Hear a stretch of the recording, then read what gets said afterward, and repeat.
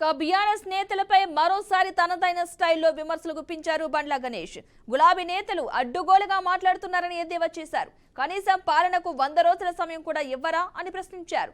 ఇదేనా ప్రతిపక్షంగా వ్యవహరించాల్సిన తీరు అని నిలదీశారు.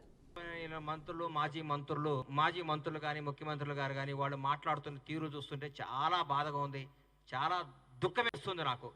నిన్న గౌరవ ముఖ్యమంత్రి గారు పెద్దలు కేసీఆర్ గారు మీరెవరు మంత్రిగా ముఖ్యమంత్రి గారిని కలవద్దు అంటున్నారు. వాళ్ళు జనం ఓటేపించి గెలిచిన ఎమ్మెల్యేలు ముఖ్యమంత్రి గారిని కలవక ఎవరిని కలుస్తారండి? వాళ్ళ సమస్యలు తీరవద్దా?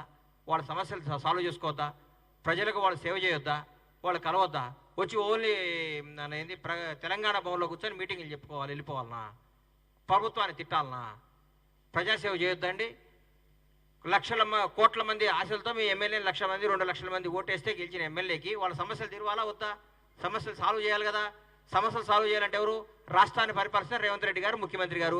గౌరవ ముఖ్యమంత్రి గారిని కలిసి అయ్యా మా గజ్వేల్లో ఈ సమస్య ఉంది, మా సిద్దిపేటలో ఈ సమస్య ఉంది, మా సిరిసిల్లలో ఈ సమస్య ఉంది, మీకు చేస్తే మమ్మల్ని నమ్మించిన ఓటర్కు న్యాయం చేసినట్టుంటుందని మా అప్లికేషన్ చేసుకోవాలని ఎవరు చెప్పాలి? గాలికి వదిలేయాలన్న జనాన్ని?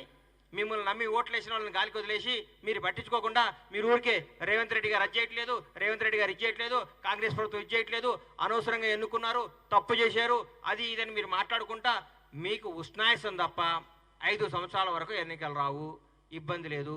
రేపు జరగబోయే పార్లమెంట్ ఎన్నికల్లో కూడా బ్రహ్మాండమైన సీట్లు గెలిచి రాహుల్ గాంధీ గారిని ప్రధాని చేయడానికి మా కాంగ్రెస్ కార్యకర్తలందరూ తెలంగాణ ప్రజలు సిద్ధంగా ఉన్నారు. ఇందులో ఏమాత్రం సందేహం లేదు. గౌరవనీయ మంత్రులు మాజీ మంత్రులు కానీ ముఖ్యమంత్రులు గారు కానీ వాళ్ళు